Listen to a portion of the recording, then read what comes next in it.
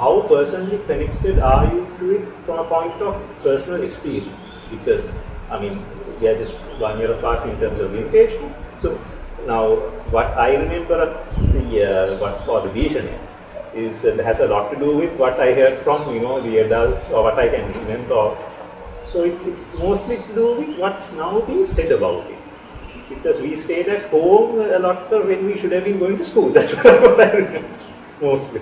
So yeah, so I think a footnote is required here. First of all, like what the book is about. So this is a novel set in the 87-90 period, the political emergency at the time. So this is largely the story of some of the violence arriving in two villages, right, adjacent villages, somewhere in Kandy. So that entire experience is mapped through, or it is framed by 5 people telling the story on hindsight. So it's like a retrospective recollection of things. Now, also the second thing is, as I said, this was a part of a bigger project where I did some research work related to narratives of torture survivors, political survivors of political torture, and adjacent to that I had to do something creative, and because this also involves memory and narrative, I kind of went for this kind of project. So now what you say is very important, right? What you say is very important because in my minor role as a literary critic, I pretty much spent a lifetime attacking people for doing what I have done, right? So, including your story. Sorry? Including your story once upon a time. Yes. So yeah, I get the point. So people who write novels or poems or whatever based on things which they don't kind of have the hang of, right? I'm talking about everyone, starting from Michael Ondaatje, Shyam Sebadure, right? Munavira, all of them in one basket. Shehan Karnataka, all in one basket, right? That's true. So now, okay, I've done a lot of groundwork for this, but I have to tell you that I've never brought in anyone else's story into the novel. So I've had to speak to people. I've visited people over 2 years with breaks. Tried in a bit to kind of acclimate myself to get a sense of that historical moment where we were spending time at home, as you said, right? But also based on that, I think looking for some co-essence in that interaction, I've brought all that into narrative, right? So I try to balance it that way. And also I think when you work on something for about 2 years, I think that gives you a chance to minimize your biases and your prejudices to kind of work through whatever that experience is. So I think I benefited a little bit from that also.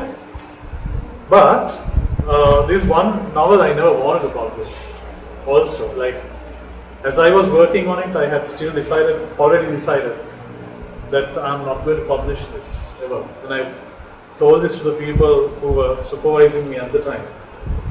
And the reason is that same reason. This is not my story at the end of the day, right? And I felt there's a certain, let's say, a double standard in doing that. But then I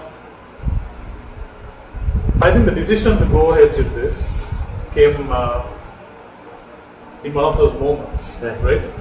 So basically, this was published by Godage, who has this very generous competition every year.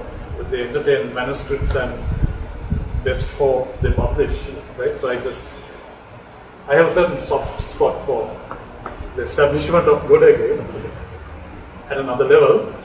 So a couple of years ago, I just put this in for the competition. It kind of made some headway, and then I just went ahead with it.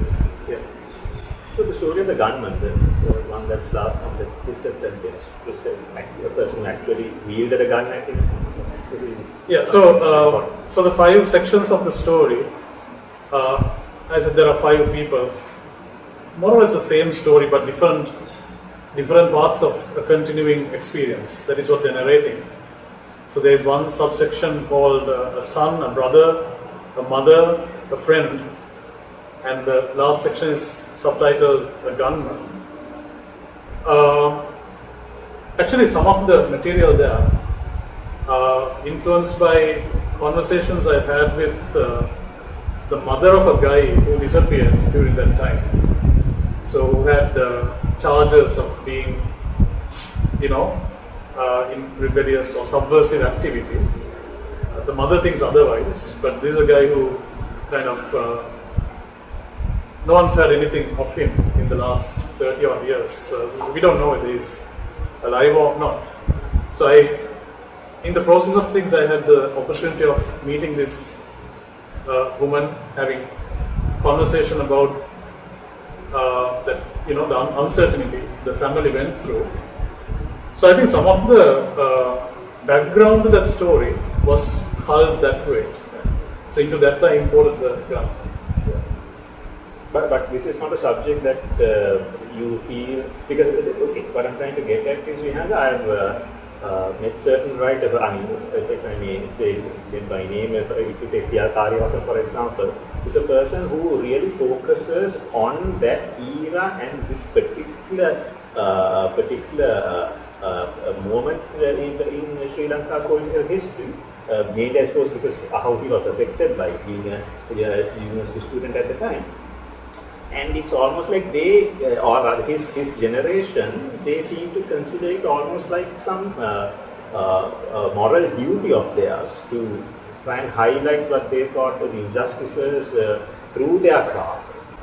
But a part of living memory, what do you feel about it? Do you think that there is some sort of onus on your part as a writer to sort of give credence to what was experienced by these people, or do you consider it as subject matter that you should deal with as a writer and do justice to your readers? So, whether there is a story to be told or a history to be conveyed, my feeling is yes, right? So I feel that even to this time and age, definitely in the English language literature, maybe a little bit different in the Sinhala sphere, right? What exists is a dominant, very dominant narrative of what happened in 87-90. So I think now 7 Moons of Mari Almeida, Shehan Kanatelaga is also dabbling in that area. But I think like maybe most of us, pretty much metropolitan to some degree, privileged in so many different ways, I think we can't get beyond a certain wall, right? So I don't know, so you quoted P.L. Karyavasam's name. So maybe Karyavasam comes from a different subject position altogether. So my feeling is, look, there is a lot to be said, especially in the English language literature.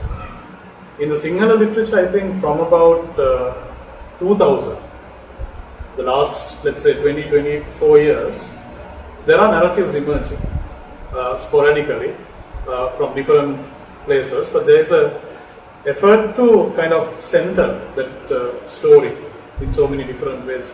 Not so much the English writing. So yes, but then again, connecting with your question, I feel if I take myself as a person, right, writer, reader, whatever person, I have to kind of be very specific what my role is in that discourse as a whole. So that's why I said, maybe as a writer, I'm not very comfortable trying to tell a story that's not mine. So what I have done when I've spoken to people, so the technical term is, they call it secondary witnessing. That's the technical. So I can make up my mind saying, okay, I'm being secondary witness. I'm speaking on behalf of a witness, right? But then again, if you remember, about 10 years ago, this book that became quite popular, Long Watch, Ajit Boyagoda, who tells the story to Sunila Galapathy, right? So I mean, when you read a Long Watch, one of the main questions that arises to readers is, so where does Galapathy end? Where does, so the demarcation line between the subject and the mediator So that is one thing I was very careful when I was writing this. What part of the experience is something that I can't take ownership for, and it's not mine to narrate. So I need to I needed to, and I hope I grappled with that challenge at least to some degree of satisfaction where I am concerned, where I back away. So obviously this went through several drafts in the writing process. So some of the earlier drafts look very different from what came out in the end. There are entire sections that have been written over so many times. Some sections that I've left out altogether. Even the ordering of the story, it was a little bit different. So what I'm trying to say is that yes, it can be a story you have to communicate, but you have to internally have that discussion and decide what your subject position is in that overall thing. So, yeah.